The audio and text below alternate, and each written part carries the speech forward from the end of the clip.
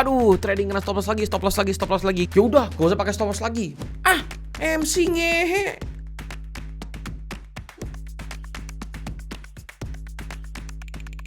Halo, selamat datang kembali di Pipzilla. Dan di video kali ini secara spesial gue akan membahas tentang stop loss. Aduh, trading kena stop loss lagi, stop loss lagi, stop loss lagi. Gimana nih supaya nggak kena stop loss, Pak? Apa jangan pakai stop loss aja? Lah, kalau nggak pakai stop loss MC. Itulah yang banyak terjadi di luar sana, yang pada akhirnya banyak orang yang malas menggunakan stop loss. Dan mungkin Anda juga mengalaminya.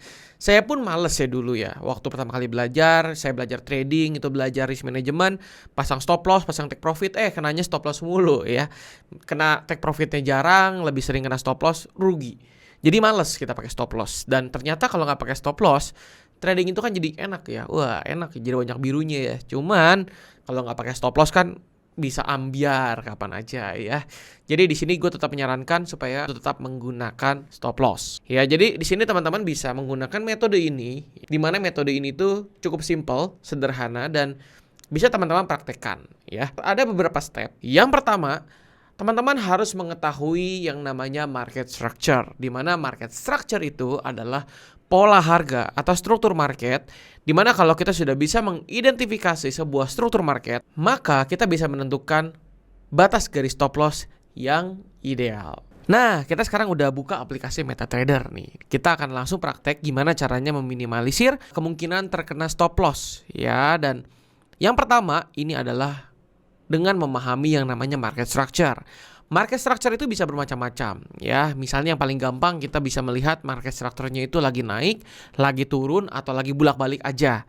Kalau saya lebih senang menyebutnya dengan uptrend, downtrend, atau sideway. Nah, ini kelihatan jelas di layar ya, ini market emas ya.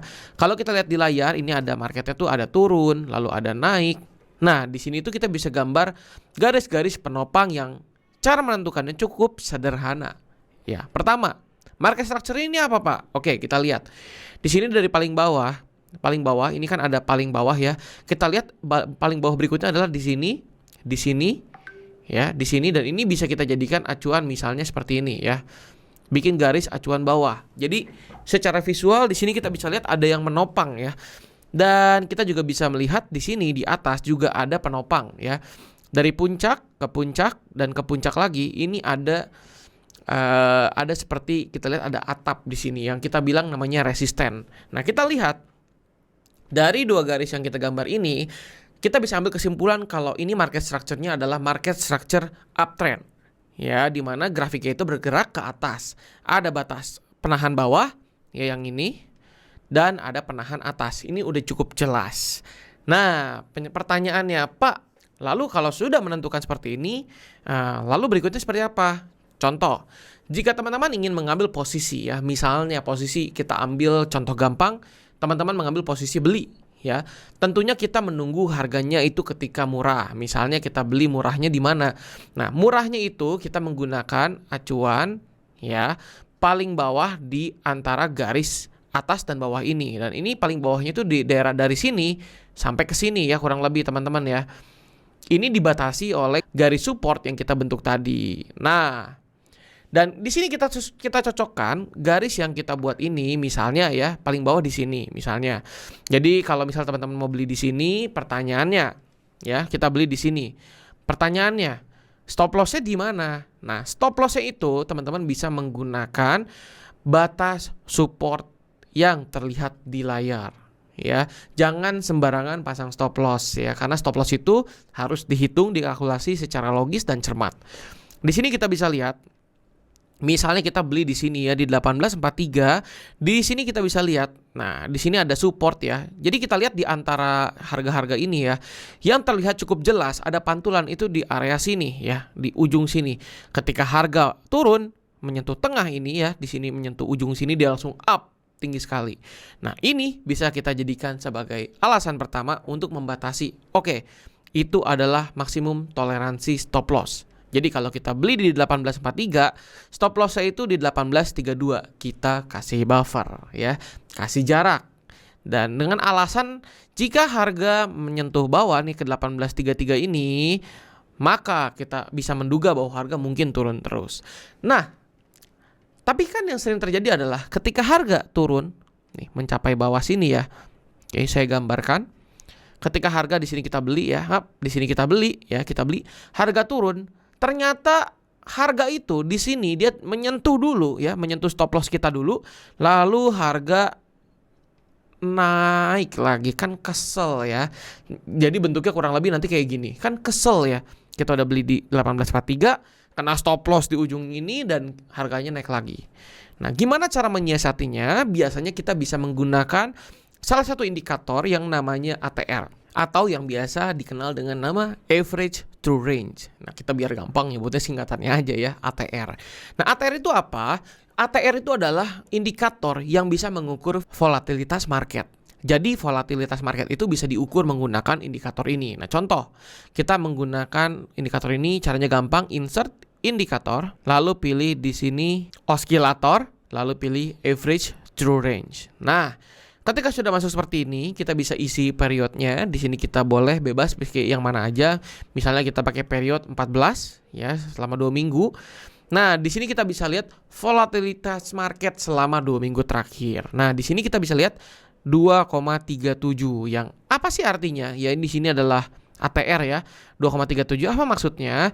Jadi, si harga emas ya, kalau teman-teman lihat ini di M15, setiap satu candle itu besarannya kurang lebih rata-ratanya adalah $2. Ya, jadi setiap volatile naik turun itu dihitung secara rata-rata itu pergerakannya kurang lebih $2 ya. Dan kalau teman-teman lihat di sini ya, kadang-kadang ATR itu bikin bingung. Kenapa bisa bikin bingung? Karena ATR ini bukanlah penunjuk sebuah tren ya. Kalau teman-teman lihat di sini. Ini saya tandain ya. Nah, teman-teman lihat di sini ya. Dari sini, ini start awal, ini marketnya naik kenceng nih teman-teman nih. Ya, dari sini, nah sampai sini. Di sini kan aneh teman-teman ya. Harganya naik, ATR-nya turun. Maksudnya apa? Kok bisa seperti itu? Nah, contoh ya, ini saya zoom.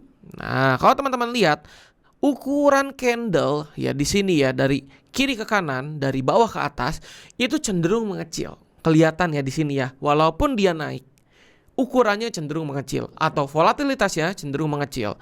Tapi kalau teman-teman lihat dari bawah, di situ ada average true range-nya, dia cenderung turun ke bawah di sini ya.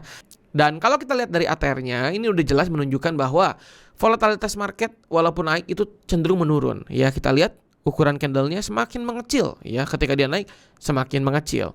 Di mana ini kita bisa jadikan indikator untuk memberikan ruang pada toleransi pergerakan harga. Jika kita ambil dari stop loss-nya tadi ya.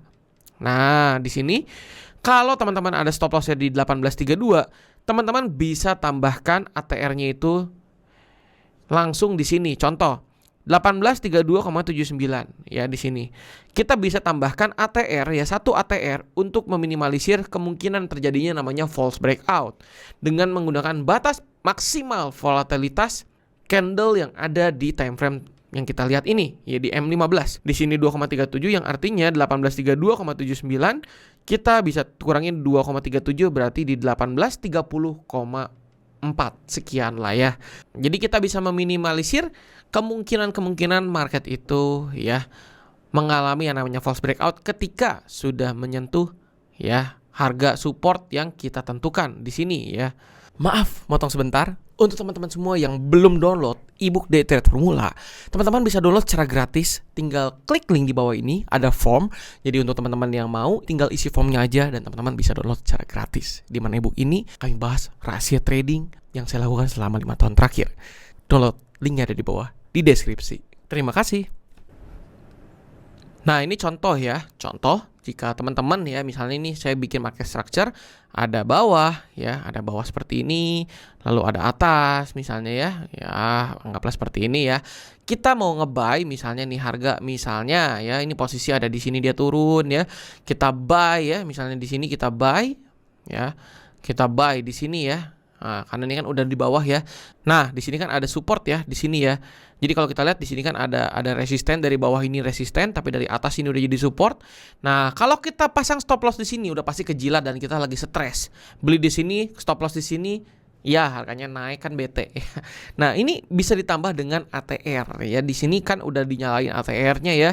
2,28 dolar. Jadi di sini kalau misalnya 1849,36, ini tinggal kita ganti ya.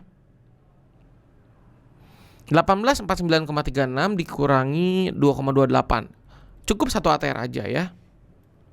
28 berarti sekitar 8 ya. Oke. Nah, jadi kita kalau masang ATR itu bisa meminimalisir kalau ada volatile satu rata-rata itu terlindungi akun teman-teman ya. Dan di sini kalau masang stop loss di sini tentunya kalau kita buy di sini kan nggak jadi kena stop loss. Iya nggak? Kalau teman-teman ada waktu, teman-teman bisa backtest, buktikan bahwa ATR ini cukup akurat dan efektif untuk meminimalisir terkena stop loss. Karena kadang-kadang kita nggak pernah tahu kapan kita kena stop loss, kapan enggak. Ya, seenggaknya kita bisa minimalisir dengan ATR ini, ya. Dan rumus ATR ini bisa teman-teman modifikasi ya, bisa dikalikan 2 ATR atau misal 3 ATR. Tapi rekomendasi dari saya sih nggak usah terlalu pusing ya. Untuk menggunakan ini yang pasti teman-teman harus bisa menentukan di mana support terdekat, di mana resisten terdekat. Lalu ketahui cara membaca market structure, dan yang ketiga tambahkan ATR. Di ini aja udah cukup teman-teman gunakan latihan. Teman-teman bisa praktekkan setiap hari ya secara step by step aja. Langkah pertama, siapkan market structure-nya, tentukan ini lagi naik atau turun, lalu tentukan batas garis support dan resisten. Kalau nge-buy, supportnya itu jadikan stop loss ya, dan tambahkan ATR satu aja. Atau teman-teman jika sell, resistennya dicari, oh di sini ya resistennya, lalu pasang stop lossnya di sana, ditambah satu ATR. Jadi prinsipnya gampang ya, nggak terlalu susah. Ini aja sudah bisa meningkatkan winning rate teman-teman itu ya kurang lebih 10% pun bisa. Teman-teman bisa buktikan sendiri backtest ya metode ini apakah proven atau enggak. Dan kalau teman-teman ingin memberikan masukan, tambahan atau ide lainnya, boleh berikan komentar supaya teman-teman juga bisa dapat pelajaran baru, bisa jadi tambahan, sharing-sharing dengan seperti ini pasti jauh lebih mantap ya. Mungkin segitu aja untuk meminimalisir penggunaan stop loss. Semoga materi ini bermanfaat. Untuk teman-teman yang belum subscribe, silahkan subscribe channel YouTube Pipzilla TV ini ya, karena kami akan mengupdate konten-konten baru setiap minggunya. Dan teman-teman kalau udah subscribe dan klik lonceng notifikasi akan dapat duluan ya daripada orang lain. Jadi benar-benar eksklusif, dapat duluan ya. Dan gak ketinggalan kalau ada materi-materi bagus atau ada analisa-analisa harian yang keren ya dari kita, teman-teman follow, dapat lumayan. Segitu aja dari saya, sampai jumpa lagi di kelas sesi berikutnya. Saya Jeremy, salam Pipzilla Traders, let's get cuan.